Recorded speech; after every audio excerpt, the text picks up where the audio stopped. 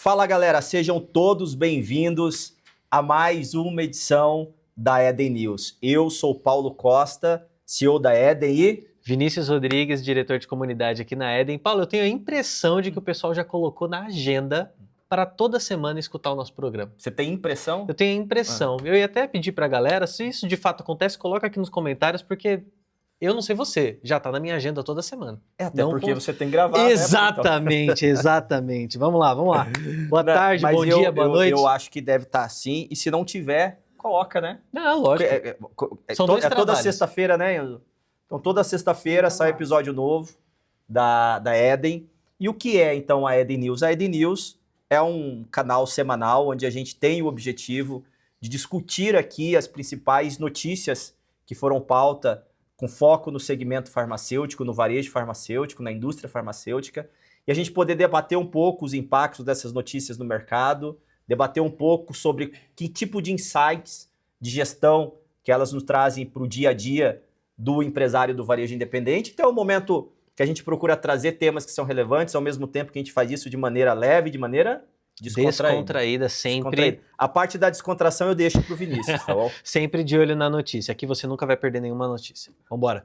Vamos lá. Vamos ver então quais são as notícias que a gente vai trabalhar na edição de hoje. Drogasil condenada a pagar 10 milhões por exigir CPF em troca de desconto. Qual é a próxima notícia? Ruptura de estoque reduz faturamento anual em até 8% e pode atingir 50% dos SKUs em farmácias pequenas. Reforma tributária transformou a precificação em arma competitiva. Quem não revisou já está perdendo a margem. Setor de saúde usa pouca inteligência artificial. Por enquanto, a janela de vantagem ainda está aberta. Exatamente. São essas 4 notícias que a gente vai comentar aqui pelas próximas 6 horas. Mas com requintes de Copa do Mundo, né? Não sei se vocês perceberam, mas estamos aqui com a nossa maravilhosa bandeira do Brasil, porque hoje é a abertura da Copa do Mundo, o evento mais relevante do esporte mundial. E eu torço para que o Brasil seja campeão dessa vez. Hexacampeão. Tem gente que tá com uniforme, a Viviane tá ali, ó. Uniformizados. Levanta a mão aqui, animados. Que animação é? As minhas filhas saíram hoje todas com camisa do Brasil pra escola. Ah, é? Todas. Tá certo. Parece que todo mundo tinha que ir com camisa do Brasil, porque hoje é a abertura da Copa do Mundo. Exatamente. Você acha que o Brasil ganha? Você acha que o Brasil ganha essa Copa? Eu acredito que tem muita possibilidade. Muita possibilidade. Eu diria que, obviamente, uma boa resposta, somos brasileiros. Está dentro das possibilidades de que não vai acontecer. Digamos que, enfim, torçamos para o Brasil ganhar. Tem muita capacidade para isso. O histórico. O Ancelotti é um grande treinador, né? Exato. Vamos ver, né? Vamos lá, vamos torcer, que o Neymar não se machuque. Brasil, vamos torcer, vamos animar, vamos lá. Vamos para a primeira notícia então, Enzo? Vamos lá, vamos começar a falar então aqui dessa treta aqui, belosaço esse negócio que é belosaço, envolvendo a Drogasil, que é condenada em 10 milhões por exigir CPF em troca de desconto. Então a gente tem uma matéria aqui, saiu no UOL, saiu também em vários canais, eu tenho aqui duas notícias, uma no UOL, outra no Metrópolis. Por exemplo, no Metrópolis, a matéria diz o seguinte: o juiz Douglas de Melo Martins, do Tribunal de Justiça do Maranhão, determinou que uma rede de farmácias não pode exigir o CPF do cliente em troca de descontos nos produtos. Na decisão, o magistrado condenou a Drogasil a pagar 10 milhões em danos morais coletivos. Ainda cabe recurso. O magistrado deu 60 dias para a Drogasil implementar uma política clara e destacada de consentimento em todos os pontos de venda, a fim de assegurar que o ingresso em programas de fidelidade ou a coleta de dados ocorra apenas após o repasse de informações claras ao consumidor. A decisão foi publicada na última sexta-feira, dia 29/5. O juiz da Vara de Interesses Difusos e Coletivos da Comarca da Ilha de São Luís acatou o pedido de uma ação civil pública ajuizada por uma instituição de defesa dos direitos humanos contra a Drogasil. No processo, a entidade afirmou que nas farmácias da rede a coleta de dados ocorre sob a justificativa de concessão de descontos e inclusão em programas de fidelidade, mas é realizada sem o devido consentimento livre, informado e inequívoco dos clientes. Uau. A instituição argumentou que a prática configura violação direta à Lei Geral de Proteção de Dados e ao Código de Defesa do Consumidor. Ao se defender, a Drogasil afirmou que a solicitação do CPF é uma faculdade oferecida ao consumidor para o ingresso em programas de benefícios e fidelidade, rechaçando, então, qualquer alegação de comercialização, compartilhamento indevido ou uso abusivo das informações coletadas. Ao avaliar o caso, o juiz entendeu que o consumidor não recebe explicações sobre a finalidade exata da coleta de dados e disse que a palavra, abre aspas, desconto, atua como um gatilho financeiro que ofusca qualquer reflexão sobre privacidade, fecha aspas. O magistrado determinou que a rede interrompa a prática de condicionar a concessão de descontos e promoções ao fornecimento obrigatório do número do CPF ou qualquer outro dado pessoal do consumidor, garantindo que o preço promocional ofertado seja acessível a todos os clientes, independentemente de cadastro prévio ou fornecimento de informações. Deu um prazo máximo de 60 dias para a rede estabelecer uma política clara e destacada de consentimento em todos os pontos de venda, assegurando que o ingresso em efetivos programas de fidelidade ou a coleta de dados ocorra apenas após o repasse de informações claras ao consumidor sobre a finalidade do tratamento, tempo de armazenamento e eventual compartilhamento, de modo que a recusa do cliente não acarrete a perda do desconto comum no estabelecimento. Sobre a indenização de danos morais coletivos, o juiz determinou que o valor integral será destinado, então, ao Fundo Estadual de Proteção de Direitos Civis, e aí ela coloca aqui que a Drogasil não se manifestou sobre o caso. No UOL também tem uma matéria sobre isso, a Drogasil também, a Drogasil não se manifestou, e aí, Vini? Deu, né? Nossa, cara, achei fantástico, na verdade, eu fiquei preocupado também, né, mas é um alerta muito grande justamente por conta do vínculo, né, mas a gente tem um convidado especial para poder tratar desse assunto e compartilhar algumas informações adicionais com a gente. Estamos aqui com o Dr. Rodrigo Pinheiro, ele é sócio do escritório Nancram Mourão Advogados, possui MBA pela Fundação Getúlio Vargas e é mestre em Direito Empresarial pela Faculdade de Direito Milton Campos de Nova Lima, onde também se graduou. Possui experiência em áreas consultivas e contenciosas na esfera civil, societária e nova Lei Geral de Proteção de Dados Pessoais e General Data Protection Regulation, tendo sido um dos pioneiros na implantação da LGPD nas empresas logo após a sua promulgação. O cara é fera, né, Vini? American Description. Ah, perfeito. Seja bem-vindo, doutor Rodrigo, tudo bem? Como é que vai? Boa tarde, Paulo. Primeiramente, é um prazer estar aqui com vocês. Acompanho já o Grupo Éden há muito tempo. Já sou um parceiro aí já, né, de longa data. E, cara, decisão que está estremecendo aí o varejo farmacêutico. Vamos comentar sobre ela. Eu, particularmente, não estou acostumado a ver decisões dessa natureza, né? Já atuo há muito tempo aí com a LGPD, com implantações aqui. Embora você tenha algumas decisões dessa forma, mas essa aí foi novidade para nós, tá? Mas vamos comentar sobre ela. Doutor Rodrigo, muito obrigado. Obrigado por atender ao pedido, né? O escritório Nancram Mourão. Nós somos clientes, né? É um parceiro direto. O Luiz, que é um dos sócios do escritório, é meu amigo. A gente estudou junto no MBA da Fundação Dom Cabral.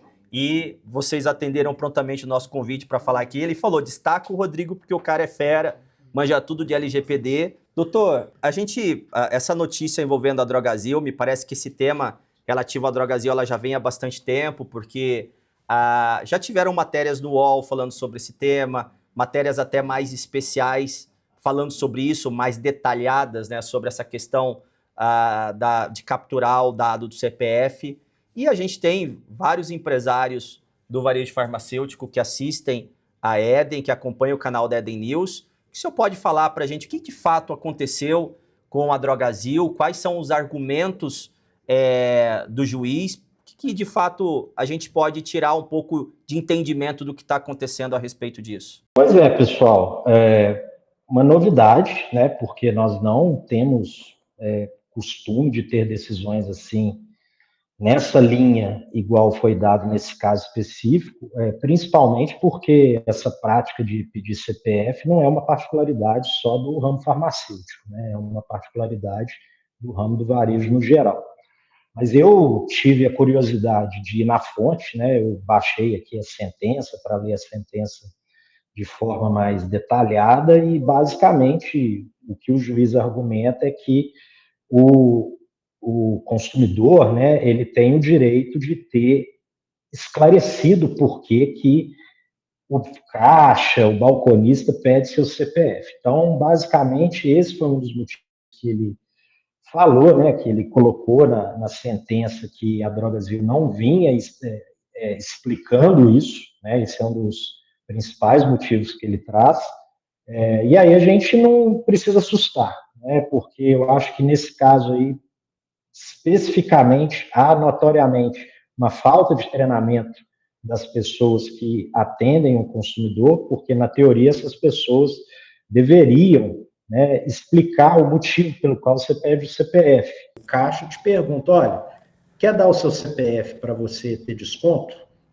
Só que no caso aqui a gente não sabe o que aconteceu, porque uma das argumentações da decisão é no sentido de que o balconista ou o caixa, ele não explica o porquê ele está pedindo o CPF. Exato. E isso realmente é uma exigência da LGPD. E aí não é somente uma exigência da LGPD, como é uma exigência do Código de Defesa do Consumidor também. Essas duas leis, elas andam muito juntas, tá, pessoal?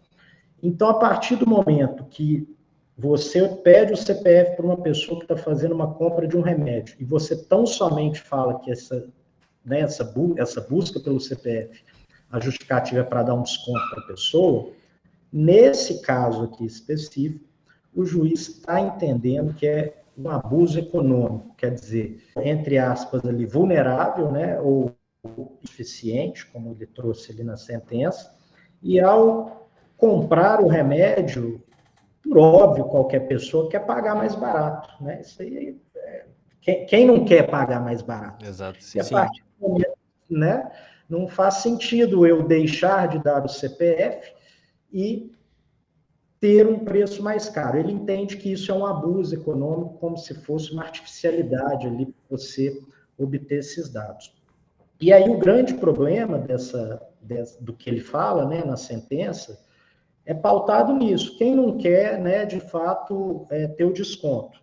Então, eu dou o meu CPF imaginando que eu vou ganhar o desconto. Só que você, a partir do momento que você dá o CPF, você não foi informado o que é feito com esse CPF, tá? E aí, pessoal, assim, né, para quem está assistindo, tem um termo muito comum nesse meio de dados digitais que chama-se profiling. Quem tiver interesse aí, depois vai assistir, não sei se tem no Netflix, mas um documentário chama Violação Hackeada, ou Privacidade Hackeada.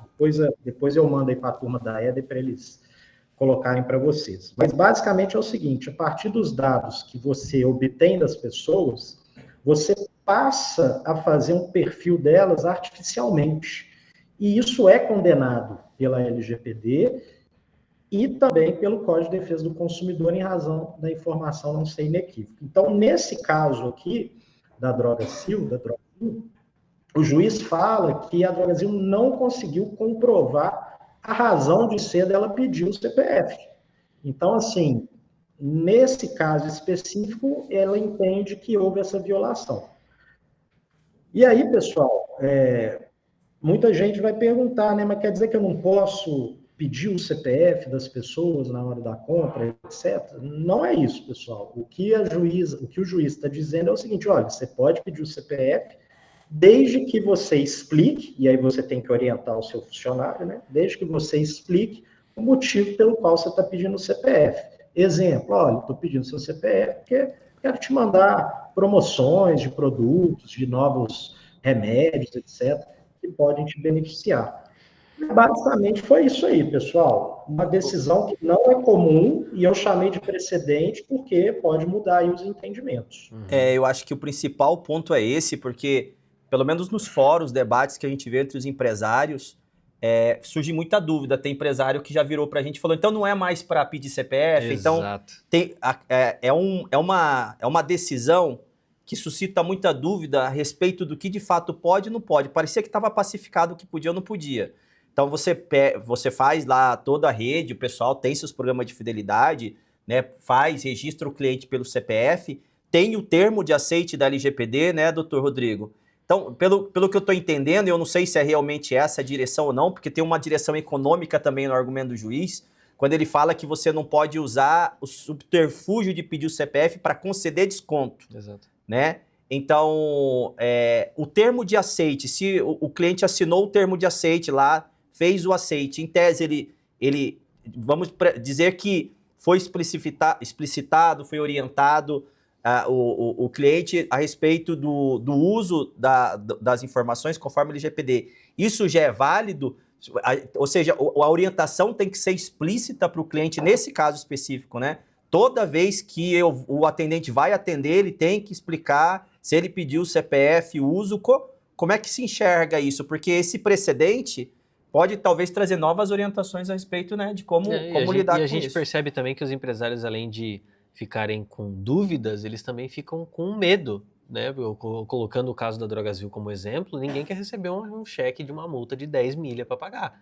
Né? Então, essa questão da informação, ela é muito importante, doutor. Então, explica pra gente, né, como que isso se discorre nesse ramo. É nessa linha aí, vocês estão bem informados, é isso aí. Temos que estar, né, doutor? Que você...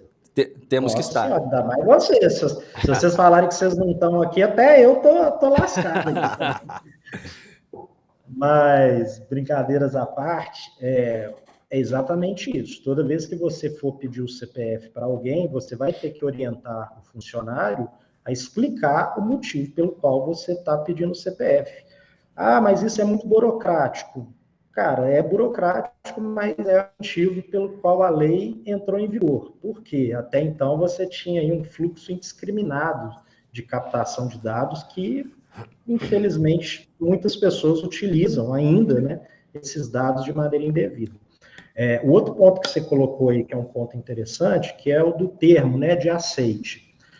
De fato, o termo de aceite, né, o documento ali para a pessoa assinar, você talvez ali estaria se protegendo muito bem. Mas vamos ser honestos, né, pessoal? Quem que vai numa compra ali de farmácia e toda hora que você vai fazer uma compra de um produto, você tem que assinar um termo de aceite, né?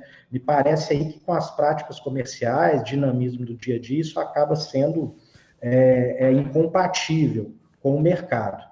E aí, qual que é a orientação que eu passo, né?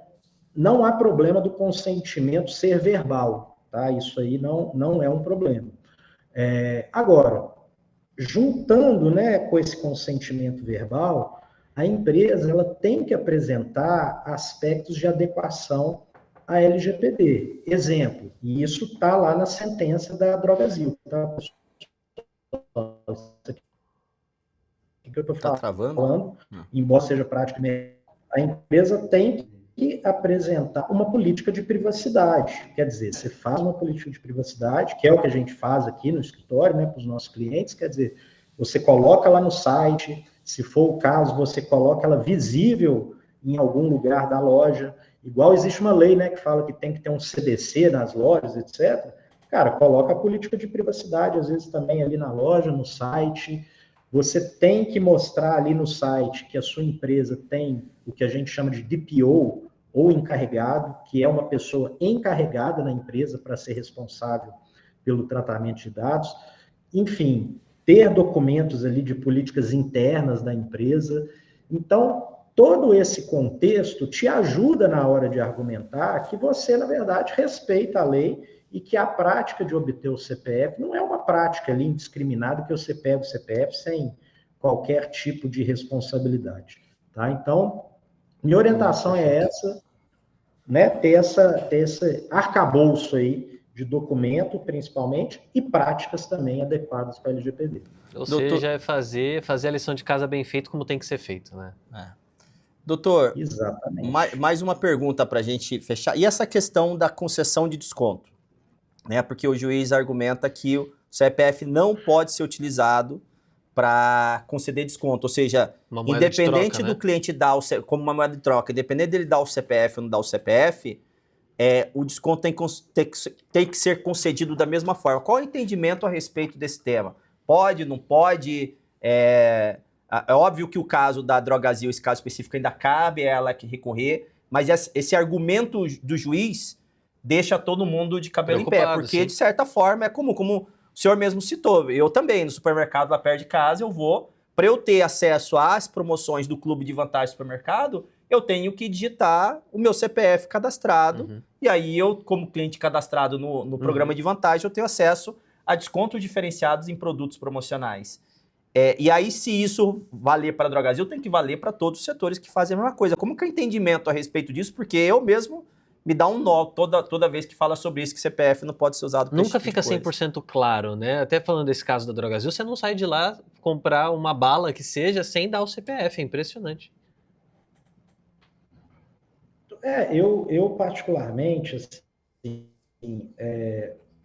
com todo respeito ao magistrado, confesso que eu não sei nem quem foi, mas eu achei, lendo a decisão propriamente dita, a decisão até contraditória, porque ele realmente, na fundamentação dele, ele fala isso. Ele fala até muito específico no ramo farmacêutico. O que ele fala? Como você está ali num ambiente que você está comprando um remédio que é para a saúde, quer dizer, você já tem um nível de sensibilidade maior ali. Então, talvez até tenha um distanciamento dessa prática aí para um varejo de supermercado, por exemplo. Okay. Mas o que eu achei contraditório? Porque ele fala realmente que dar desconto nessas condições é uma prática abusiva, que a pessoa se vê e ela acaba aceitando por ser quase coagida. Mas ao final da decisão, ele não impõe necessariamente quer dizer, pare de fazer. O que ele fala para a Drogasil é o seguinte, olha, você tem tantos dias, 60 dias, para me apresentar aí sua política de forma clara, de por que você pede o CPF, etc.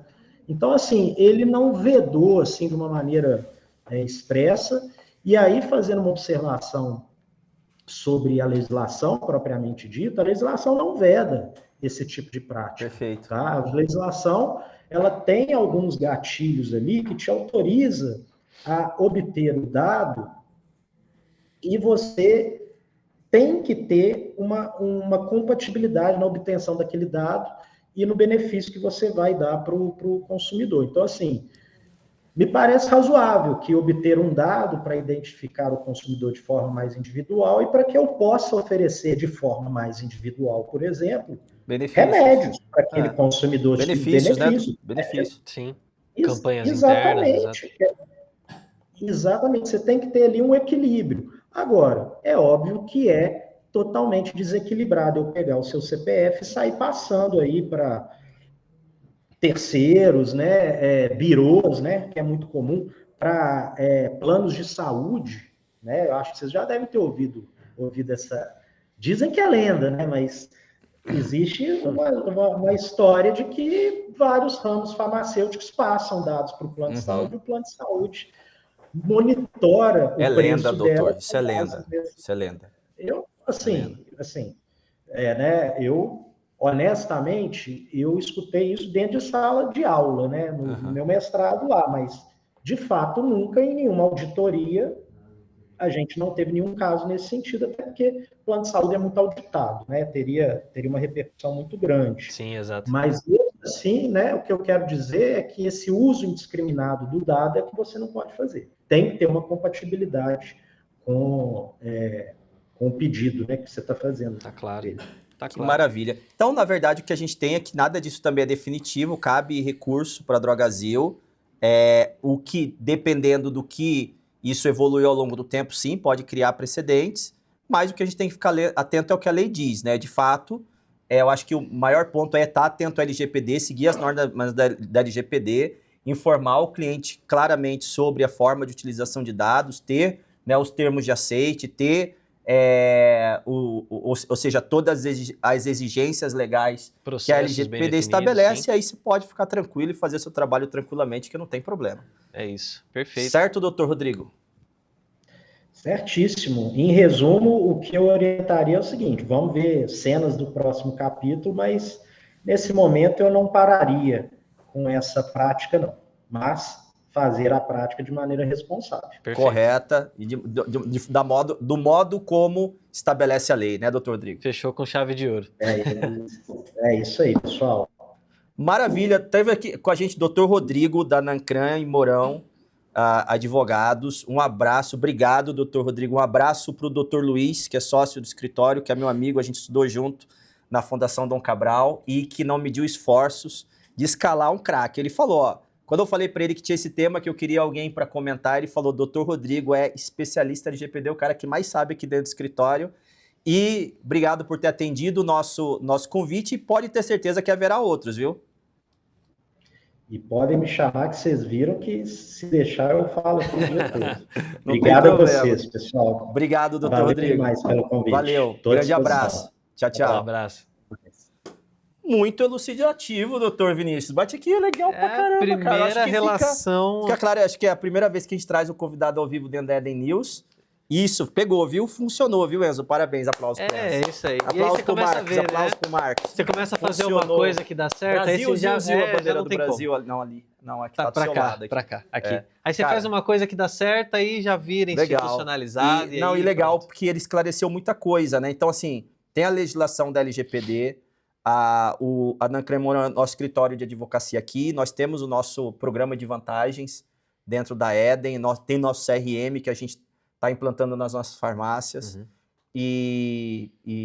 Enfim, todo um programa estruturado e a gente procura seguir sempre toda a orientação da LGPD, o termo de aceite, orientação dos clientes e o entendimento que a gente tem em todos os sentidos é que se você seguir a lei, não tem problema nenhum. Exato, é só seguir o que está previsto, fazer o trabalho claramente e deixar, né, esperar as águas desenvolver. Até que esse caso do Drogas se torne um caso julgado, entender se ele vai abrir um precedente para algo novo ou não. Com certeza, sim. A gente está sempre aqui, sempre de olho na notícia. Se você que está ouvindo, assistindo a gente, ficou com alguma dúvida ainda sobre esse tema, coloca aqui no chat, aqui embaixo, que a gente vai interagindo com vocês nesse processo. Ô, Vini, o que a Faria Lima acha desse caso da Drogas? Cara, tem que seguir a lei, Paulinho, tem que seguir a lei. Não adianta querer, cara, fazer o cut the way, entendeu? Cortar o caminho, não adianta. Faz o que tem que fazer, gente, não tem mistério.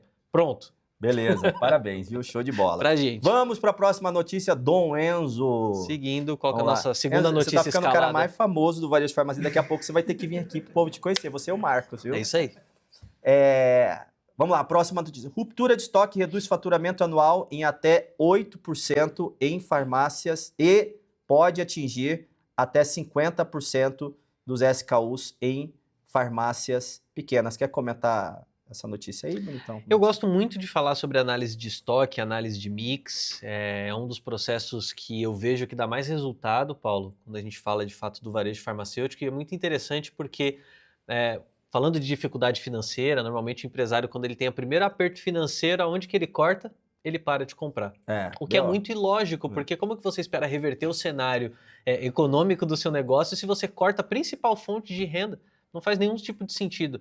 E quando a gente fala de análise de mix de produtos, obviamente com dados embasados de mercado, dados seja da IQVIA, seja de Close-Up, entender que ter produto, se você tem o produto, você vai vender. E você tem a precificação correta, você também vai vender. Agora, a ruptura desses itens, principalmente do formador de opinião, eu não sei você, mas quando eu vou numa loja que não tem o produto que eu procuro, talvez eu até volte a segunda vez. Se na segunda acontecer, a terceira ela nunca acontece. Então é importante a gente olhar sempre para a qualidade do mix de produtos que a gente tem na loja e esses dados de ruptura são severos. Diz assim a notícia, meu irmão. A indisponibilidade de mercadorias no ponto de venda, conhecida tecnicamente como ruptura de estoque, consolidou-se como um dos gargalos operacionais mais severos do mercado farmacêutico brasileiro. Tem um livro que eu li uma vez, cara, deixa eu ver se eu acho aqui. Milhares que você leu? Eu acho que é a meta do Goldratt, deixa eu ver. É isso mesmo, ó. Aqui achei, ó. A meta, vê se você acha esse livro aí, Vinícius, para colocar. para a turma aí, chama-se A Meta, um processo de melhoria contínua, do Eliyahu M. Goldratt. Eu li faz tempo esse livro, cara, faz tempo, mas ele é legal, porque ele é um livro de gestão, mas ele não é um livro de gestão... Ele é técnico no sentido estrito, mas ele é um romance. Olha só. Então, na verdade, é o seguinte, ele desenrola uma história, né? Desenrola uma história no livro, desenrola uma história no livro, cadê? Coloca, isso aí mesmo, isso aí mesmo. Esse primeiro aí de cima, o primeiro que aparece ali, esse aí mesmo, pode aumentar ele. Esse aí, quem quiser comprar, ó, esse não estamos mesmo. fazendo merchan, tá? Não, é que a gente é compartilhando mesmo, porque eu trouxe aí, ó, A Meta, um processo de melhoria contínua. E é um livro que tem, ó, edição comemorativa de 40 anos. Então ele conta, é um romance, né? E o protagonista, se eu não me engano, ele é diretor, ele é gerente de uma indústria. Não lembro muito bem o que é, já faz muito tempo que eu li, faz tempo mesmo. Você começa a entregar um pouco da sua idade, falando pelo tempo do livro. Não, eu tenho 47 anos, eu tô novinho. Então, e aí o que acontece? E através da história dele, da história do romance que conta, a questão do processo de melhoria contínua, gargalos operacionais, uma série de temas são tratados no meio do romance. Então é um livro que ensina a gestão, mas ele ensina em torno de um storytelling, em torno de uma história, em torno de um romance. Então fica a dica, quem quiser comprar esse livro é muito, muito legal, vale a pena. E por que eu falei dele? Porque a gente falou de gargalo, que o mix de produto é um dos maiores gargalos operacionais. Um dos principais. Principais. O que o livro fala? Ele fala o seguinte, ele fala que quando você tem, muitas vezes, quando você tem um gargalo operacional, se você não tratar aquele gargalo operacional, não adianta você tratar qualquer outra coisa. É paliativo. Porque o gargalo operacional vai ser, Enzo, sempre o limitador. Sempre o limitador. Se eu for o gargalo operacional aqui da Eden, eu vou ser sempre o limitador. Você pode ser o David Copperfield, você pode ser o melhor cara do mundo, eu vou botar limite em tudo, porque o gargalo, ele estabelece o limite da demanda. Naquele outro livro também, de Output Management, eu esqueci o nome dele, tem ali. Depois a gente descobre ali qual que é. Tá ali, ó, peraí. Vou pegar o livro. Pegue. Cadê? Aqui. Mas eu falei o título em inglês, Gestão de Alta Performance, de High Output Management, do Andrew Grove. Ele também fala disso, quem quiser comprar também. Eu já falei em alguns vídeos que eu postei, dei ele como referência, ele também fala disso. Ele usa o exemplo, bem no capítulo 1, quando ele fala de um processo de produção baseado do café da manhã. Que ele fala de você fazer o ovo e tal. E ele determina no processo gargalo, Gestão de Alta Performance, outro livro legal. Esse livro vale muito a pena. Eu sempre falo que isso aí tem que ser o livro de cabeceira de qualquer gestor. Legal. Qualquer gestor, qualquer um. E por quê? Porque, geralmente, quando você não identifica o gargalo, você vai tratar o problema no lugar errado. E aí nunca resolve a raiz. E aí, qual que é o problema? Tem ruptura de estoque, o cara perde venda, e aí ele já está perdendo venda, o que ele vai tentar fazer? Ele tenta ser mais agressivo no preço. Ele tenta fazer uma campanha de produto X, ele tenta fazer uma campanha... E a margem vai diminuindo. Aí ele sacrifica a margem compromete a lucratividade dele, então ele começa a tentar tratar um problema de gargalo, que ele tem que tratar o gargalo. Se não tratar o gargalo, o resto não resolve. Então, o que ele faz? Ele piora mais ainda, Enzo, a previsão de demanda. Né? Então, ele traz aqui na matéria, ele fala exatamente isso, né? Então, a indisponibilidade de mercadorias no ponto de venda, conhecido tecnicamente como ruptura de estoque, consolidou-se como um dos gargalos operacionais mais severos do mercado farmacêutico brasileiro. Depois você pode falar um pouco desses gargalos que você identifica no membros da comunidade da Eden, como é que você trata.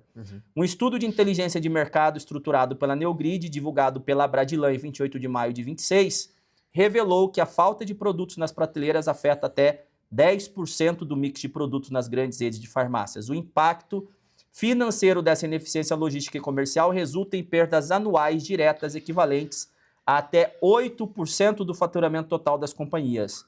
No pequeno e médio varejo farmacêutico, o cenário apresenta contornos ainda mais graves.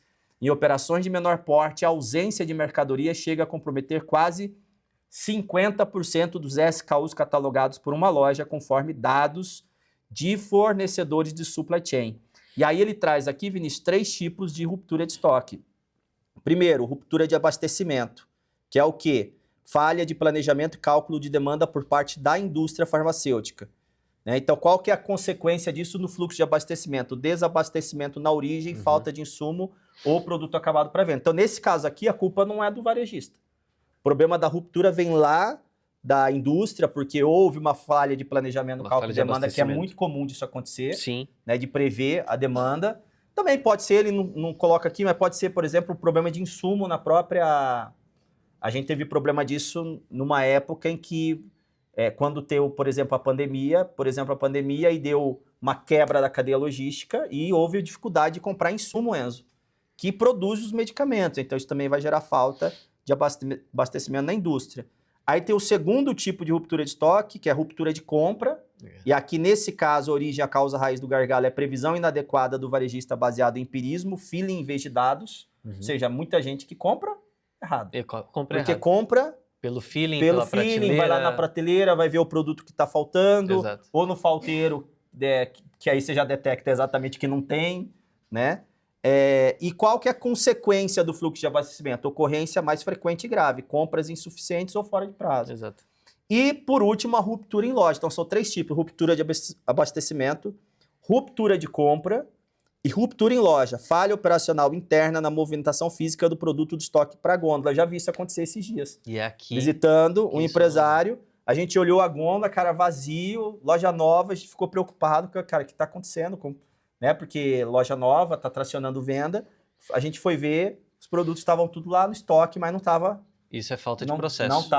Não estava na gôndola. Hã? Sabe como resolver isso? Como resolver isso, Enzo? Aqui, ó. O que é isso aí? Que a gente resolve. Essa telinha linda que vocês estão vendo é do nosso sistema de tecnologia, é da Edentech. E aqui também, falando um pouquinho dessa informação, como que a gente resolve isso? Sair um pouco desse amadorismo, né? Não só da questão dos nossos cursos, mas também a forma que se compra. Aqui a gente tem a plataforma da Eden Educação. Exato. É da educação. E aí a gente já tem aqui nessa primeira temporada, a gente está liberando a segunda temporada também. E a terceira já está gravada, Esse mix de produto, ele é um que está lá na Eden AD e é gratuita para quem quiser acessar. Depois você tem que mostrar para o povo como é que acessa. Subir um QR Code. É gratuita e tal. Essa é mais introdutória, é mais basicazinha, mas vai vir agora na segunda temporada uma mais robusta, né? Com certeza, a segunda, exato. Que vai vir agora na segunda temporada. Ou seja, sair desse amadorismo, porque comprar pela prateleira ou repor só o que vendeu no dia seguinte não significa que você está fazendo uma compra assertiva, né? Não. E também dados de mercado, embasar sua compra com dados reais, isso mostra que você tem um norte para compras, né? Eu fui visitar um empresário essa semana que justamente era esse o processo. A compra que era feita era uma compra basicamente no feeling, no olhômetro, pela prateleira, e não existia uma visão muito clara sobre por onde comprar. Qual é a relação? Né? Comprar é processo. Comprar é processo. E nós fizemos essa comprar análise. É processo. Quando a gente pega lá a meta, pega aqui The High Output Management, ou gestão de alta performance, tudo é processo. Né? Tudo é processo. Tudo tem uma forma de se fazer, tem metodologia, né? Tem parâmetros que precisam ser estabelecidos. E as pessoas certas fazendo as coisas corretas. Então, o processo de compras, isso é um dos maiores desafios do varejo farmacêutico hoje. E, inclusive, se você que está assistindo ou escutando a gente tem também dificuldade de compra, né, percebe que existe um gargalo que ainda não sabe muito bem como resolver, comenta aqui embaixo. A gente quer poder entrar em contato contigo para poder te ajudar. Para mensurar estatisticamente a eficiência das prateleiras, o varejo utiliza o cálculo da taxa de ruptura de forma contínua, equacionada da seguinte maneira. Taxa de ruptura é igual a SKU faltantes dividido por SKU totais vezes 100. As análises de mercado demonstram que as falhas de previsão na categoria de compras, ou seja, a ruptura de compra, representam a variável mais crítica da operação. A falta de processos automatizados e o excesso de decisões baseadas em intuição, desprovidas de suporte tecnológico de dados, impedem o equilíbrio ideal do giro de mercadorias. Embora o estudo global da Neogrid monitore categorias essenciais de alto giro, né, ou seja, a curva A, que exercem forte pressão sobre o indicador geral de abastecimento do varejo físico, mas se faltar a curva A, tá ferrado, né? Exatamente esse que tem que medir mesmo. O impacto no segmento farma ganha contornos dramáticos devido à natureza de consumo dos medicamentos de uso contínuo.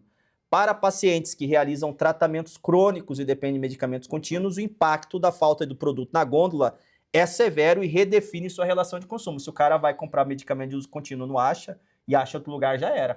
Esquece, você perde Perdeu o cliente na hora. e fidelizou para o concorrente. Com certeza. Diante da necessidade clínica imediata, o consumidor passa a priorizar a disponibilidade em detrimento de qualquer fidelização à marca na farmácia ou o próprio fator da precificação. É lógico, o cara pode até vender barato, mas nunca tem. De que adianta? Aí o consumidor ele vai olhar, ele vai falar, cara, mas ali eu sempre acho. E ele, de forma não racional, mas de forma instintiva, ele faz um cálculo do custo do tempo dele, de ter que ficar procurando. Sim, porque... Então ele vai onde é mais prático ainda, que ele possa não ter a segurança de que ali é o lugar mais barato. Sim, até porque o medicamento é produto destino. Não então você tem que muito pensar, poxa, eu tenho o melhor preço da minha cidade, mas eu sou o melhor no preço daqueles itens que normalmente eu não tenho. Então não adianta muita coisa. Você precisa ser assertivo no preço naquilo que você tem. E para você precisa ter um mix assertivo com uma análise de estoque, de mix acompanhada periodicamente. Porque senão você acaba perdendo. Sabe o que é interessante, Paulo? Quando você pega para falar sobre esse tema de análise, é muito comum a gente pegar casos onde o número de SKUs que são curva A na loja são muito pequenos. É um volume muito menor. Só que em unidades é grande, é aquela relação de Pareto. E isso é um grande risco.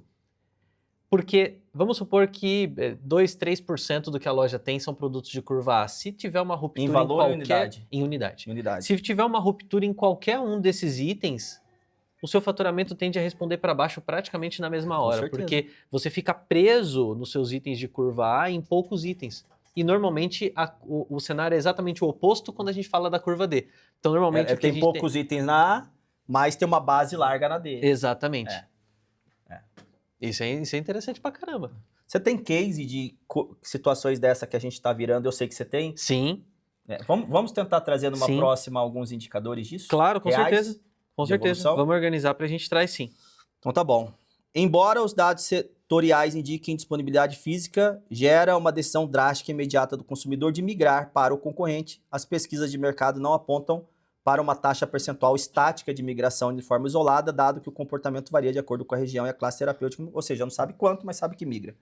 Entretanto, as análises confirmam que o cliente que não encontra o medicamento de uso contínuo raramente retorna ao estabelecimento de origem, gerando uma perda crônica de valor de tempo de vida, ou seja, lifetime value para o ponto de venda. Você tá muito chique. Você tá muito chique. Você tá elegante, você tá todo American. Eu acho que as pronúncias em inglês estão ficando boas. A prática leva à perfeição. Tá muito bom. Isso mesmo. Mais alguma coisa sobre isso? That's all. Só isso? Você quer falar? Vamos olhar para a próxima notícia? Vamos para a próxima notícia. Reforma tributária e a precificação estratégica sob a trava da CIMED. O redesenho tributário imposto pela transição gradual para o Imposto de Bens e Serviços, o IBS, e para a contribuição sobre bens e serviços, CBS, cuja convivência simultânea com o modelo anterior se estenderá de 2026 até 32, a gente está no período de transição, até a unificação definitiva em 2033, gerou uma complexidade de custos inédita para o varejo de medicamentos. O principal gargalo do setor reside na rigidez regulatória imposta pela CIMED, órgão interministerial responsável por definir o teto máximo de reajuste anual dos medicamentos no país. No cotidiano das farmácias brasileiras, os preços praticados são substancialmente inferiores ao teto estipulado pela CIMED devido à agressividade comercial, às políticas de descontos e às variedades do ICMS interestadual. Entretanto, as movimentações de governadores estaduais que levaram as alíquotas internas de ICMS em uma clara reação para preservar suas participações na futura partilha de receitas do IBS entre 24 e 28, encareceram severamente os custos operacionais de aquisição de estoques antes mesmo da transição federativa plena. Sob a vigência da trava de preço da CIMED, as farmácias vêm-se espremidas entre a impossibilidade de repassar custos tributários locais de forma discricionária e a necessidade de absorver a complexidade administrativa de conviver com dois sistemas fiscais concorrentes. Qualquer tentativa de repasse linear de impostos esbarra no teto oficial, do PMC, dos medicamentos, limitando o reajuste máximo anual a índices indexados pela inflação e por fatores de produtividade, que é o reajuste anual que acontece no preço de medicamentos, que não reflete as especificidades de aumentos de custos tributários locais. Como destacado pelo especialista Frederico Zornig na plataforma Exame Bússola, que é da onde a gente tirou essa matéria, a reforma tributária transformou a inteligência de preços em uma das principais armas competitivas de sobrevivência no varejo moderno. Para contornar as travas tributárias regulatórias e as oscilações abruptas de custos, as empresas líderes estão estruturando um processo de revisão analítica de preços sustentado por 4 pilares estratégicos. Primeiro, o abandono do modelo empírico. As decisões de precificação deixam de ser orientadas por simples reações à concorrência ou baseadas estritamente em markups históricos, passando a utilizar modelos matemáticos de simulação preditiva. Segundo, mapeamento de sensibilidade e elasticidade. As redes analisam o comportamento do consumidor por produto, por canal de distribuição e por região geográfica, permitindo reajustes pontuais em itens de menor sensibilidade para compensar perdas de margens em categorias essenciais ou reguladas de alta visibilidade.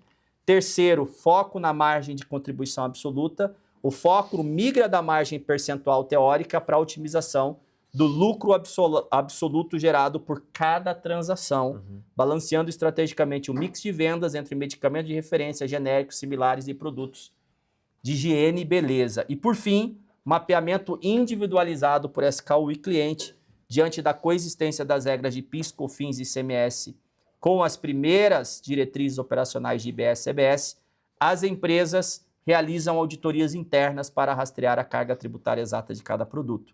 Isso impede que distorções tributárias na cadeia de fornecimento corroam silenciosamente o resultado líquido consolidado. Meu amigo... Você fala rápido, hein? É porque senão demora muito. Você entendeu? Entendi tudo. Não é? Que maravilha. Né? Então, qual que é a diferença entre o modelo de precificação tradicional e o modelo de precificação analítica estratégica? Né? Então, no modelo de precificação tradicional, a abordagem central é baseada em decisões baseadas no histórico de venda e de experiência comercial empírica, ou seja, no achismo ali, né? Modelo de precificação analítica estratégica, monitoramento em tempo real, utilizando automação e inteligência de mercado. Como é que é feita a definição de margem no modelo tradicional? Margens aplicadas linearmente sobre categorias amplas de produto. Isso é uma coisa... Aí, bota lá de volta lá, o negócio da EAD. Quando que vai soltar o curso de precificação estratégica que eu fiz? Já tá pronto. Mas vai subir quando esse tá pronto, Enzo? O Enzo falou que tá pronto, mas não sobe. Quando vai subir, Matheus? Por quê? Porque essa questão que fala aqui do modelo tradicional de margem aplicada linearmente sobre categorias amplas de produto, no curso de precificação estratégica que eu gravei para a plataforma, nós vamos falar sobre isso, sobre como é feita uma precificação inteligente, ou seja, sobre essa precificação estratégica, a gente vai falar sobre isso, sobre papel de compra, sobre elasticidade de preço, né, sobre custo da mercadoria, sobre todos os componentes da formação de preço. Você tem que dar uma notícia boa pra galera aí, quando é que você vai liberar esse negócio aí. Essa semana? Essa semana sobe? Né? Porque aí a gente já avisa aqui, o povo já vai subir. Se você que está assistindo a gente tem dificuldade em precificar os produtos... Deu um trabalhão para gravar, mas nunca sobe. Se tem dificuldade em precificar esses produtos, esse curso tá filé. Vai ajudar todo mundo a ter o preço correto, pelo menos a ter uma boa ideia de como precificar.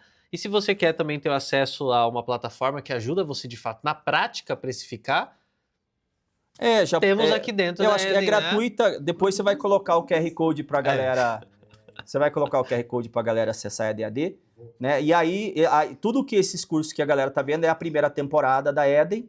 Daqui a pouco a gente vai soltar, daqui a pouco não me pergunte quanto, que eu não sei. Espero que essa semana. Mas já está pronta a segunda temporada e já a gente está soltando também a segunda temporada, que tem uma trilha de precificação estratégica muito legal, que corrobora com a notícia aqui. Que seja logo. No modelo de precificação de análise estratégica, é feita a otimização da margem de contribuição absoluta para SKU.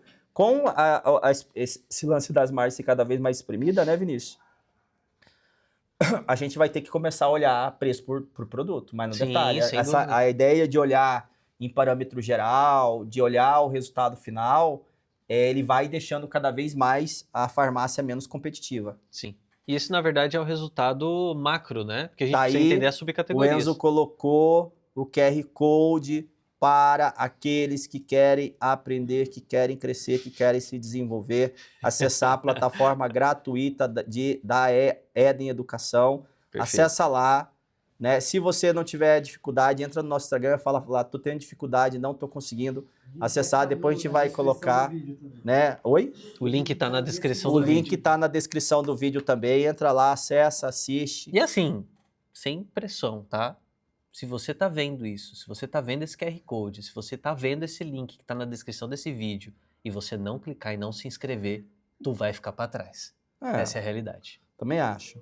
Tá, o recado tá dado. Bom, vamos falar mais disso, não? Vamos trazer alguém para comentar sobre isso, sobre o impacto da reforma tributária na precificação, mas também trazer um panorama geral para a galera. O segundo convidado no dia de hoje. Trazer um panorama fantástico. Geral para a galera. A gente está com a gente aqui, meu amigo Leandro Curado, CEO da Curado Pharma. Fala, seu Leandro Curado, como é que você está? Tudo bem? Fala, meu amigo Paulo, Vinícius, tudo bem com vocês? É uma honra poder estar aqui.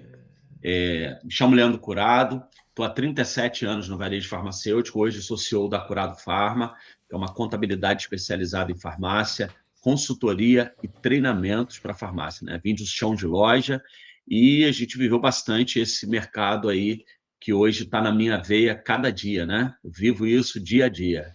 Que legal. Ô, Curado, você está vendo todo esse panorama aí da reforma tributária, a gente está nessa fase, vamos dizer assim, embrionária desse primeiro ano de muito ajuste, de testar, de fazer acontecer. E essa matéria fala muito sobre essa questão do impacto da reforma tributária na precificação. O que a gente pode falar para o varejo independente sobre isso? Qual que é a tua visão sobre isso, meu irmão? Compartilha com a gente. Então, vamos lá, Paulo. A matéria ela acertou muito em mostrar que a precificação virou uma arma competitiva, né? Mas eu acrescentaria um ponto que, com a reforma tributária, não basta a empresa saber que terá impacto, ela precisa transformar esse impacto em método e decisão. A empresa que continuar precificando por média, por histórico, ou apenas olhando o concorrente, vai correr dois riscos: perder margem, perder competitividade ou perder tudo. O caminho é mapear custo, entender a carga por produto, simular cenários, medir a sensibilidade de preço e revisar continuamente a política comercial, porque a reforma tributária ela não exige apenas uma adaptação fiscal, ela exige uma maturidade de gestão. Como eu tenho falado muito nas minhas palestras, né, a reforma tributária ela veio para ter um grande diferencial que vai ser quem tem uma gestão eficiente. Perfeito. Nesse curso que a gente vai lançar agora na EDAD, Curado, sobre precificação estratégica, eu abordei os 4 elementos principais da precificação: valor percebido, elasticidade de preço, né, papel de compra e custo do produto. Quando a gente vê o empresário precificar, ele geralmente leva um critério e às vezes até nem leva corretamente, né? Que é o custo do produto, porque o que geralmente o pessoal faz? Vai lá e aplica um markup sobre o custo. A lógica de precificar aplicando markup sobre o custo, ela é uma lógica, né, antiga, vamos dizer assim, primária, mas que ela já não é mais conceitualmente entendida como a melhor prática em tempos de complexidade de competitiva como a gente vive. A gente vai trazer, eu vou falar sobre todos os temas valor percebido, então é muito legal a gente falar disso, né? Claro. Porque eu acho que essa aula da EAD, depois no final a gente coloca o QR Code também vai elucidar de volta, eu acho que vai trazer muitos elementos, e eu trabalhei muito em cima desse livro aqui, viu, Curado? Ele está em inglês, que é o The Strategy and Tactics of Pricing, né? Estratégia e táticas de preço, ou precificação, né? Um guia... Nossa, que cadê? Ó, isso aqui. Eu não sei se tem em português, de verdade, não sei, mas é um baita livro. Ele tem uma parte inicial, que é bem conceitual, que dá para trabalhar. Depois ele fica muito técnico, com muito gráfico, com muita coisa, eu acho que não rola. Mas o que eu quero falar é o seguinte, exatamente isso que você falou, né, Curado? Eu acho que quando a gente vai ver o varejo independente como um todo, e mesmo quando a gente trata com empresários até que tem médias lojas, dá uma impressão que o cara tem tudo sob controle, mas quando você vai entrar mais para dentro da gestão a gente vai ver que tudo é feito ainda de forma muito amadora. E essa é uma preocupação, porque a reforma tributária ela vai exigir dos empresários um nível de eficiência operacional muito grande, porque não vai dar mais para perder com as ineficiências de má gestão que se tinha. E a gente até desenvolveu nossa plataforma de precificação dentro da EdenTech para os membros da comunidade da Eden. Até você participou desse projeto de construção, né, Leandro? Porque a gente se preocupou na nossa plataforma de precificação, que hoje assiste os membros da comunidade da Eden nas estratégias de precificação deles, levar em conta no cálculo as diferenças que existem quando você está no simples, quando você está no lucro presumido e quando você está no lucro real.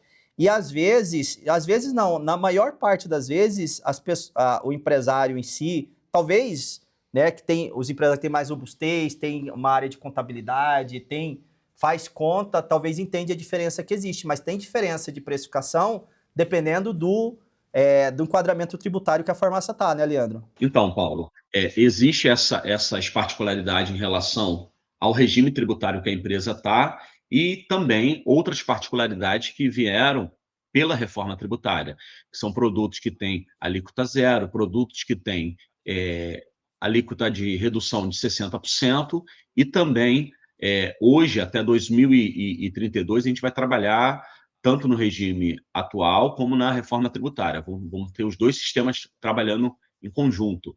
E isso também tem algumas particularidades por estados também. Então, isso é um ponto que a pessoa precisa analisar para ela fazer a precificação e também os créditos que ela vai poder se apropriar para também utilizar na precificação. A gente já liberou agora, os membros da comunidade da Eden estão usando a ferramenta para analisar quem é o Simples Nacional, né, Vinícius? Já está pronta também para utilizar quem do lucro presumido, quem é do lucro real, porque aí a ferramenta ela vai simular o imposto de acordo com o enquadramento tributário que a farmácia está. Perfeito. Se o empresário quiser levar em conta, por exemplo, a taxa de cartão de crédito na margem, no custo do produto, ele também pode. Isso é uma coisa que ele define. Né? E outra coisa muito importante que a gente fez é que toda a nossa tecnologia está alicerçada numa base de dados que tem os campos fiscais atualizados rotineiramente. Então, na medida em que vão havendo as mudanças que vai haver na reforma tributária ao longo do tempo que afeta o cadastro dos produtos, e você pode falar disso, da importância de ter um cadastro de produtos correto para ter uma precificação assertiva, essa mudança já automaticamente vai alimentando a ferramenta e quando a simulação de preço vai se estabelecendo dentro do enquadramento tributário da farmácia, ela já leva em consideração exatamente o estado, o produto e a classificação fiscal de cada produto. Paulo, só uma pergunta. O Leandro, pensando no varejista, enfim, o independente que muito provavelmente nos assiste, nos escuta, e não tem a mínima ideia de por onde começar. Qual que é a sua recomendação de qual a primeira frente olhar para conseguir se adequar dentro dessa nova realidade? Então, Vinícius, excelente pergunta que você me fez. E assim, eu sugiro ele começar pelo RP. E já falo, quem começar agora já está começando atrasado. Tá? Primeiro ponto é ele analisar o RP dele, se está preparado para a reforma tributária, se está adequado, se foi devidamente configurado. Ele precisa verificar o ponto crucial da reforma tributária, que é o cadastro fiscal dos produtos, principalmente ali o NCM, ele precisa estar com o cadastro fiscal dele totalmente correto. Por quê? O cadastro fiscal ele vai definir o crédito, vai definir o imposto que ele vai pagar. Então, se isso estiver errado, além dele perder dinheiro por não poder se apropriar de crédito ou pagar imposto a maior, ele também não vai, pode tomar multa também. Ele pode ser multado pelo governo justamente por ele não ter isso. Então, primeira coisa é começar com RP, cadastro fiscal. Sim. E, devido ter muitos dados que ele vai ter que ter acesso para fazer a precificação, se juntar a alguém que já tem a ferramenta para poder ajudar ele. Não ficar sozinho no limbo aí, tentando nadar contra a maré sozinho. A gente vê muito, né, e eu sempre trato esse tema, a gente sempre discute, né, Leandro, quando a galera fala de precificação, e a turma vai atrás do sistema de precificação, o que todo mundo quer, de certa forma, e não é errado, mas o que todo mundo quer, de certa forma, é ter uma forma de comparar o preço dele com o preço do concorrente.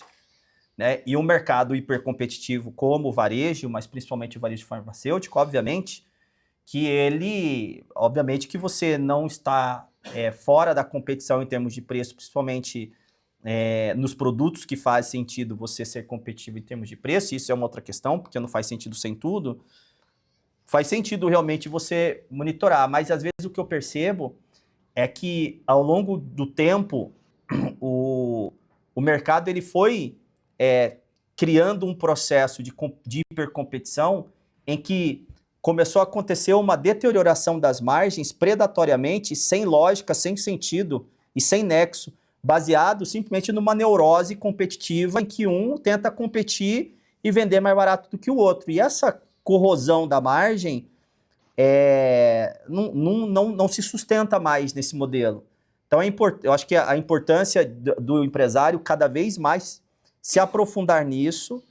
Na Eden, a gente está trabalhando programas específicos com os empresários sobre esse tema, porque a precificação ela é altamente sensível, tanto para construir a imagem competitiva, como para a geração de margem. Obviamente que ela vem depois, né? A gente falou do tema anterior de mix de produto, de você ter um mix de produto adequado. Então, o subsistema farmácia, que tem vários subsistemas dentro dele, precificação, mix, atendimento, estratégias digitais, a gente pode citar marketing, gestão de pessoas, campanhas. Quando a gente pega o empresário, a gente olha todos esses subsistemas, classifica, né, identifica nível de maturidade, estabelece também o nível de prioridade, e é natural que em todos, as primeiras prioridades são duas, que sempre aparecem para todo mundo, mix e preço. Nossa, de olho fechado.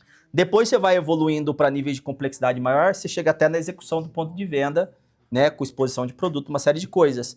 Mas o grau de complexidade de coisas que tem que ser observadas é grande. Eu entendo realmente quando você diz que é importante, o cara vai ter que procurar uma forma de se manter competitivo, senão realmente não vai conseguir no novo cenário. E não deixar para a última hora, né? Não deixar para a última hora. Na verdade, o jogo já começou e quem ainda não se mexeu está ficando para trás. Então é isso, tem que entender qual que é o gargalo e nem sempre o gargalo é na precificação, mas às vezes a precificação também precisa ser corrigida. Ô, Leandro, e quais são as novidades da reforma tributária? Tem alguma coisa que tem que estar atenta fora essa questão da precificação, nesse momento? E eu chamo a atenção para quem está no Simples Nacional, para que ele possa fazer a opção, se ele vai permanecer no Simples tradicional ou se ele vai para o Simples híbrido. E qual é a diferença dos dois? O Simples Nacional tradicional mantém como está o dia de hoje, não muda nada. Todos os impostos dentro de uma única guia, conforme é feito. E o híbrido, a diferença dele é que você vai pagar o CBS e o IBS por fora da guia do Simples Nacional, que na verdade a loja meio que vai trabalhar conforme um lucro real simplificado, tá? Mas tem um grande diferencial. Quem tiver no Simples tradicional, ele não vai poder se apropriar de crédito e nem dar crédito para ninguém. Agora, quem tiver no híbrido vai poder se apropriar de crédito. Então, eu sugiro que faça uma consulta com a sua contabilidade para poder saber se vai poder, qual a melhor opção, se é estar no Simples híbrido ou tradicional. Por uma expectativa muito grande, eu acredito que o Simples híbrido vai ser uma melhor opção, até pela questão de poder de apropriação de crédito.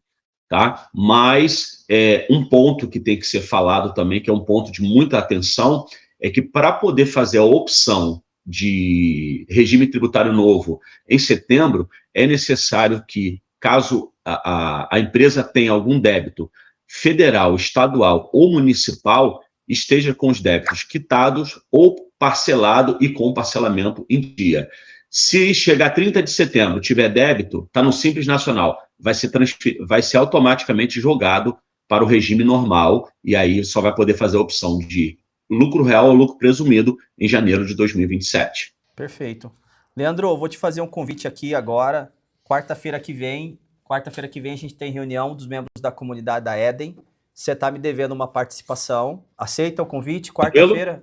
Ótimo. 3 horas da tarde, nós temos reunião. Eu quero tratar desse tema com todo mundo. Aí, tá bom? Juntou a fome com a vontade de comer. Já quero tratar esse tema com todo mundo, começar a preparar nossos empresários para isso daí. E vamos tratar também dessa questão da precificação com todo mundo. Fechou, então. Bom? Tá com a gente aqui, Leandro Curado. Leandro, obrigado, meu irmão, de coração. Você sabe que você é meu irmão. Eu te amo de coração.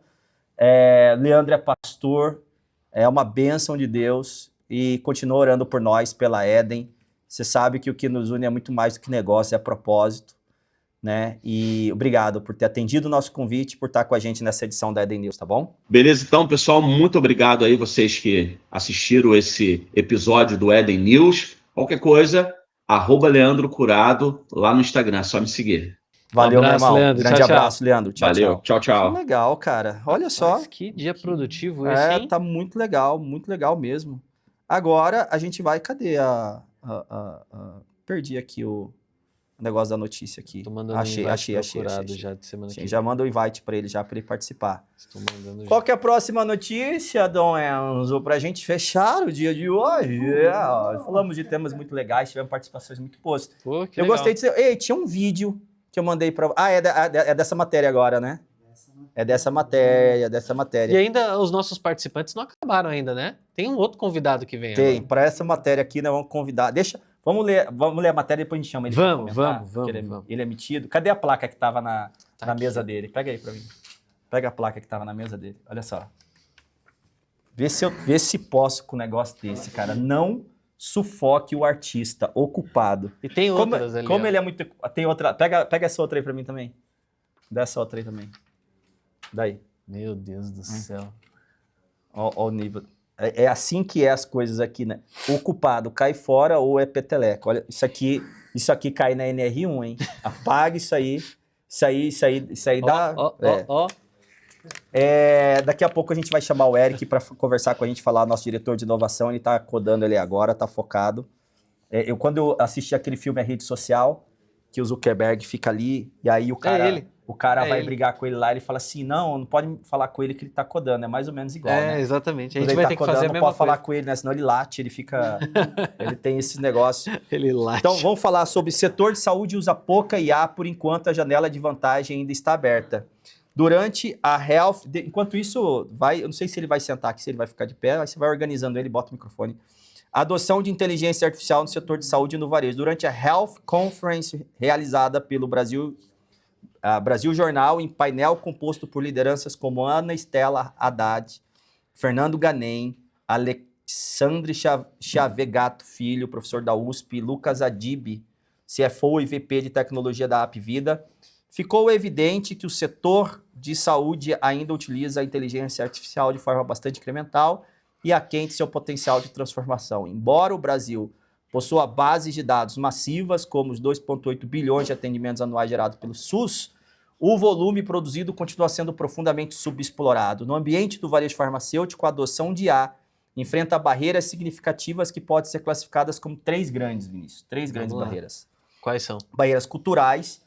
Barreira cultural, a tomar decisões operacionais do varejo de médio e pequeno porte ainda é fortemente dependente do empirismo e do sentimento do gestor comercial, que gera resistência à introdução de modelos matemáticos autônomos. Isso aqui, ai, meu Deus do céu. Peter Senge? Marketing 6.0? Peter Senge? Peter Drucker? Não, Peter Senge. Cadê? Marketing 6.0? Pega ali, tá ali na prateleira. Olha quem que é. Não é também da Peter Senge, não. Não, quem que é? não. Marketing 6.0. Vai o autor, velho. Cadê? Eu tô com ele aqui. Eu tô com 30 mil. Aqui, ó, Philip Kotler. Philip Kotler. Que viagem, tô viajando. Philip Kotler. Ele fala no... Não é no 6.0, não. Acho que é no 4.0, não lembro qual. Que ele chama de fosso digital. Que é a distância entre a inclusão das pessoas, o avanço tecnológico, Enzo, e a inclusão das pessoas no acesso digital. Então, se a tecnologia ela avança de tal forma que as pessoas vão tendo mais dificuldade de aderir à tecnologia. Essa distância entre a adesão, entre estar fora e estar dentro, ou seja, aderido à tecnologia, essa distância é chamada de fosso digital. E o que ele fala é que com a velocidade do desenvolvimento tecnológico, o fosso digital ele só vai aumentando. Só vai aumentando. E que a inteligência artificial é muito comum, você vê hoje, a maioria das pessoas, a maioria não, muitas pessoas, inclusive do meu convívio, usam a inteligência artificial como se fosse o Google. Chega, faz uma leve, simples pergunta, coisas que podiam ser pesquisadas talvez no Google. Então, o uso é muito subaproveitado. E, por exemplo, se você pegar o cloud, todos os dias tem atualização. Todo dia você entra aqui, tem atualização todo dia, o tempo todo. Então, primeiro, barreiras culturais, segundo, barreiras regulatórias, né, exigências rigorosas da LGPD sobre tratamento de dados pessoais de saúde, como ilustrado na recente condenação judicial, né, sobre a coleta do CPF, da Drogasil que a gente acabou de falar. Sim, que a gente falou sobre. Ele cria um ambiente de elevada insegurança jurídica, fazendo com que as áreas de tecnologia evitem processo de hiperpersonalização profunda, por medo de sanções judiciais de grande escala, e o Dr. Rodrigo ele falou sobre isso, né? Barreiras de custo e escala, o desenvolvimento interno de soluções de IA de ponta envolve investimentos elevados em infraestrutura e na contratação de cientistas de dados, recursos escassos na realidade de farmácias independentes e também de médias redes. Apesar dessas restrições, o avanço tecnológico permitiu a consolidação de soluções de baixo para cima, nas quais ferramentas simplificadas e acessíveis geram ganhos operacionais imediatos no varejo independente e médio. Essa democratização tem ocorrido por meio da utilização de tecnologia de prateleira. Enfim, Enzão, bota aquele vídeo que eu passei para você, do Cloud, e aí já bota o Eric na parada aí, pro Eric entrar no jogo com a gente. E ele é mágico, né? Ele vai ter que dar uma bomba ninja e aparecer aqui. Eu falei que quando ele participasse, ele ia ter que fazer uma mágica também. Não sei se ele veio preparado para isso. Mas vamos deixar ele bem à vontade, deixa ele entrar. Bota esse vídeo aí que eu achei esse vídeo muito legal. É uma propaganda do Cloud que é um anúncio, na verdade, né, do Cloud. E ele é muito louco, porque ele mostra, parece que o Cloud redefinindo a rotina, o hábito de um empresário. Tá com o pau aí. Começa do começo de novo, vai. But I got Claude. Hi Claude, on my desktop there's a file called Design Mockup. I need you to open it and build me a complete pixel-perfect website from it. Use React, Tailwind CSS for styling and add subtle, tasteful animations throughout. And make sure it's fully responsive. When you're done, save the project to my desktop, then open Instagram in my browser. Go to my professional dashboard, pull all analytics from the last 30 days and go through my last 20 posts. I need you to read the comments. I want to know what questions keep coming up and what people keep asking for. Then combine all of that to a strategy report. What's working, what isn't, and what my audience wants more of, and save it to my desktop. And if you can organize my desktop while you're at it, that'd be great, because it's a mess.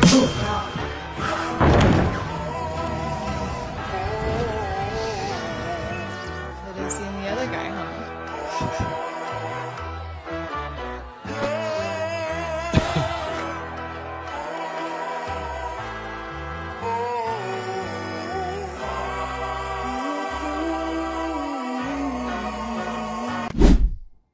Da hora, né? Estamos aqui com o Dom Eric, nosso diretor de inovação e marketing também. Nosso Mr. polivalente. Primeira vez que você faz tudo, primeira vez que você aparece. Seja bem-vindo. Tamo junto. Tudo bem? Parabéns. O produto, na verdade, é a criação sua, do Enzo, de vocês, a Eden News. E o Eric. A gente viu essa... da Eva, o pai da Eden News. Pai da É Eva. o Odin, né? O pai de todos. É. Ô, Marcos, pega água pra mim, irmão, por favor. Vamos falar de IA, porque... Se você pegar esse vídeo que a gente viu agora, mostra o Cloud, tipo assim, redefinindo a rotina do cara, né? Ele mandando o Cloud fazer tudo, operacionalizar as tarefas dele do dia. E aí a matéria traz essa questão da IA no setor de saúde, a gente que está no dia a dia do varejo independente, né? Qual que é, de fato, existe um fosso digital muito grande ainda, como a gente falou, entre o desenvolvimento das IAs, aplicação... Vou ficar de pé junto com você aqui. Aplicação das IAs na prática. Como é que você, que é um cara antenado nisso, um cara de tecnologia, como é que você vê isso? Como é que você vê esse cenário de aplicação de IA no varejo independente? Eu acho que para o varejo independente, Paulo, a notícia ela entrega uma dor de fato que existe hoje no nosso mercado, principalmente no Brasil. Tá? Nós estamos falando realmente de 2,8 bilhões de dados hoje que o DataSUS movimenta, e como a própria ministra uma vez já disse, esses dados são pouquíssimo explorados, mas eu diria que a gente nem encosta nesses dados, porque nós não temos dados hoje no Brasil. Esses dados eles não são tratados. E quando a gente pensa no independente, acho que meu microfone está tranquilo aqui, né? Tá. Quando a gente bonitinho, aliás, o seu, tem essa... A mini chinchila. O que a Faria Lima acha desse microfone aqui? É uma chinchila, Paulo. É uma chinchila. Tem crianças que têm cachorro, outras que têm gato. Aqui temos uma chinchila. Tem um ratinho no peito. Ficou legal essa câmera aí, viu? Ficou da hora. Essa ficou legal. Você ficou até bonito. Aqui, ó, o Brasil aqui, ó. Bora, vai Brasil. lá, nós interrompemos o raciocínio do menino prodígio. Calma lá. Quando a gente fala hoje do independente, principalmente o dono de farmácia, nós temos que analisar qual é a visão que ele tem. Hoje um dono de farmácia ele tem pelo menos para 45 anos para cima, se a gente pensar. E o independente, às vezes ele já está na casa dos 60. Então ele vem ainda de uma internet que era de escada.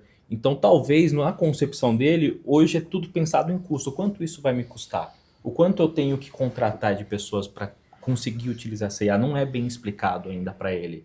A nossa geração ali dos anos 90 para frente tem um pouco mais de curiosidade, como a gente chama aqui na Eden. A gente é curioso, a gente mexe, a gente descobre, a gente sabe como vai funcionar. Se quebrar, a gente arruma, a gente conserta. O dono de farmácia não. Então, quando a gente traz para esse contexto dele, para esse cenário que você hoje no dia a dia toca, isso pesa para o bolso dele. A visão que ele tem é o quanto isso vai me custar. E não é bem assim que funciona, porque no Vale do Silício o conceito de inovação mudou. Hoje ele é colaborativo. Hoje eles encapsulam as IAs e você utiliza um modelo já existente. E é mais ou menos o que a gente faz na Eden. A gente tenta trazer essa colaboração com todos os players hoje do mercado e entregar isso de forma mastigada para o dono de farmácia. Então existe sim uma piscina gigante de dados que a gente pode trabalhar nesse mercado. Só que ainda o Brasil hoje ele vai sofrer de tratar esses dados no dia a dia, porque esses dados hoje eles não se conversam, eles não são tratados, eles não são preparados para IA.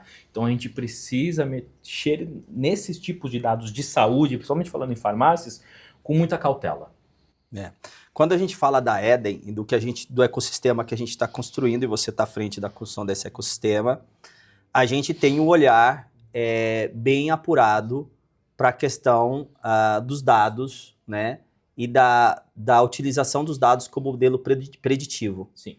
Você vê isso como algo tangível para o varejo independente? Sozinho ele não consegue fazer, obviamente, né? Fazendo parte de um agrupamento que tem essa visão tecnológica, como, obviamente, vou puxar a sardinha para o nosso lado que nós temos. Porque você tem que ter uma robustez de dados, você tem que ter tecnologia. Quais são os ganhos, por exemplo, que o varejo independente pode ter a partir do momento que a gente começa a fazer uso de dado de maneira preditiva, e qual o papel da IA nisso? Eu acho que o papel da IA vai ser economizar tempo do proprietário. A IA ela tem que ser uma assistente. Hoje o maior ralo, e aí o Vinícius pode me corrigir se eu estiver errado, o maior ralo de dinheiro de uma farmácia é o estoque parado.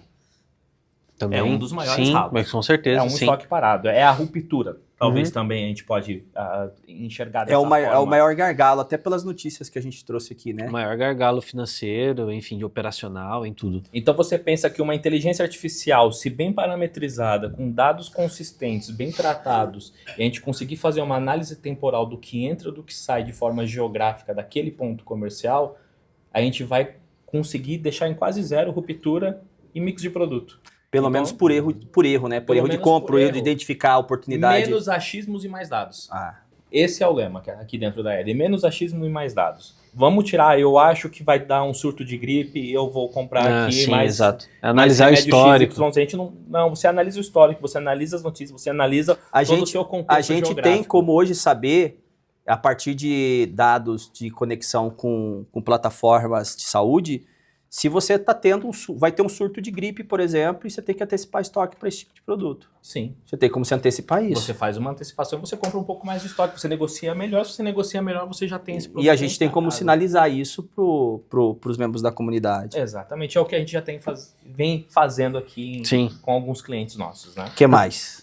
Bom, eu acho uma frase que eu gostaria muito de citar aqui a saúde no Brasil, ela tem um tsunami de dados, mas é um deserto de insights. Porque não adianta a gente ter dados se não está tratado, e se não está tratado e não tem a conversa entre todos os sistemas pensando na área da saúde, esses dados estão soltos por aí, estão perdidos. Então a gente ainda tem esse grande desafio no Brasil, que vai ser tratar esses dados, unificar eles, deixar pronto para uma IA de fato conseguir aprender, porque uma IA ela só aprende com o dado tratado de forma correta. E hoje no Brasil a gente não tem esse cenário. Na realidade prática do varejo independente que a gente atua, você acha que a IA vai substituir, por exemplo, consegue substituir atendimento humano, por exemplo? Ela já substitui. Alguns setores ela já substitui. É que ainda tem o feeling humano, mas... Existe ainda um grupo de clientes que quer falar com o ser humano, que não quer ser atendido, mas existe um grupo de clientes, principalmente os mais jovens, agora 18, 19 anos, que não querem perder tempo. Eles não querem ir numa farmácia, eles não querem ir no mercado, eles não querem ir num restaurante para comprar, eles pedem tudo em casa, 2, 3 cliques e eles compram. Então, essa urgência, essa geração do clique, compra, eu já tenho, do imediatismo, separa em 2 grupos. Separa esse grupo novo de cliente que vai utilizar, sim, inteligência artificial e vai ser atendido tranquilamente por uma IA agêntica. Mas ainda existe um grupo pequeno, muito bem pequeno, de clientes que ainda é óbvio que a gente tem barreira regulatória quando você fala em caso de medicamento, porque você tem psicotrópico, tem que ser atendido por farmacêutico, tem que ter uma dispensação de farmacêutico. Mas obviamente que você tem vários outros produtos que não tem essa mesma restrição regulatória e cujo papel de um agente de IA, de chatbot, por exemplo, com uma linguagem humanizada, resolve boa parte dos atendimentos. Resolve uma boa parte. O que a gente precisa tomar cuidado é o que é de fato inteligência artificial e o que é automação. Eu tenho essa dúvida. Eu acho que tudo é inteligência artificial, e não é, né? E não é. 90% acaba sendo automação. Né? O próprio artigo do Brasil Journal que a gente citou aqui na Eden News é mais uma automação do que uma inteligência artificial. Então a gente precisa tomar esse cuidado do que é modelo estatístico e do que é de fato a concatenação de várias informações. Uhum. Então, qual que é a diferença entre automação e inteligência artificial? Automação, todo processo que já está mapeado, que você tem um breakdown, você tem uma documentação das etapas passo a passo e você consegue colocar isso de forma automática, isso é uma automação. Inteligência artificial, a partir do momento que você precisa fazer uma análise e gerar alguma informação adicional em cima disso. Vou fazer uma categorização com base em um texto ou um diagnóstico médico, isso pode ser uma IA. Mas o ato de fazer o documento, isso é uma automação. Então, às vezes, os dois se conversam, mas nenhum precisa do outro, muitas das vezes. Legal. Show de bola. Vini, Faria Lima, o que pensa da IA? Cara, daqui a pouco eu tô dormindo pela inteligência artificial e continuo trabalhando. Essa vai ser a realidade. Não tem como fazer. Não tem o que fazer. Você acha que você vai dar comando para IA lá, para ela abrir seu computador aqui e trabalhar? É que eu não sei, que eu não compartilhei isso, mas eles já estão trabalhando já ali. Estão, né? Cada cadeira ali é um agente. Tem o Claude, tem o Gemini, como que tem o Maurício, né? Tem o Maurício. Então, cada um dos agentes do meu time tem um nome específico. Então, cada um tem uma função muito bem determinada. Então, o meu time já está bem funcional, né, pensando nessa realidade para a gente ter um ganho operacional, porque o custo de um gestor é muito caro. E não dá para gastar fazendo atividades operacionais. E como diria o fantástico chefe de cozinha, Eric Jacan, quem faz tudo não faz nada. Então tem que tomar cuidado com essas coisas. A gente precisa operacionalizar e ser muito assertivo no tempo que a gente gasta no nosso negócio. Rola alguma mágica hoje aí? Não, hoje não rola. A mágica é você que está assistindo, se inscrever no canal, chamar a gente aqui na Eden, vir fazer parte da nossa comunidade. E se você não faz ainda, tá aqui agora, deixa. Então tá, encerra aí. O que você vai colocar? Você vai colocar nosso Instagram aí? Vai colocar aí, Enzo, cadê? Coloca aí. Não sufoque o artista, por favor. Veja isso. A gente tem que lidar com isso, cara. Pelo amor de Deus. A mágica é 1, 2, 3, corta. Dá pra vocês, né? Bom, galera, é isso. Fechamos. O Enzo vai colocar aí. Queremos agradecer mais essa edição. Acho que é a 5ª edição da Eden News. 5ª edição. Se você curtiu, como é que faz aí? Curte, compartilha, manda para o máximo de pessoas possível. Marca o sininho para receber todas as edições toda sexta-feira. E se você está ouvindo isso no Spotify, manda pro amigo. Manda pro amigo. Salva esse canal no Spotify. Esse é meu Instagram. Aí vocês vão colocando cortes das edições ali, né? Pra turma, né, Enzo? Beleza? Perfeito. Legal. Beleza. E tem o Instagram da Eden também. Cadê? Ao vivo em a cores. Olha lá. Eden Grupo também. Eden Grupo Brasil. É só clicar lá. Né? Esse homem bonito aqui. Com esse óculos aí do Stevie Wonder. De olho na notícia. Beleza, é isso, galera. Valeu. Obrigado por mais essa oportunidade de ter acompanhado a Eden News com a gente. E vamos Brasil, a Copa começa hoje. Estamos torcendo. Dependendo de como for, nas próximas edições a gente aparece com a camisa do Brasil aqui. Valeu? Um grande abraço, até a próxima. Até mais. Tchau, tchau.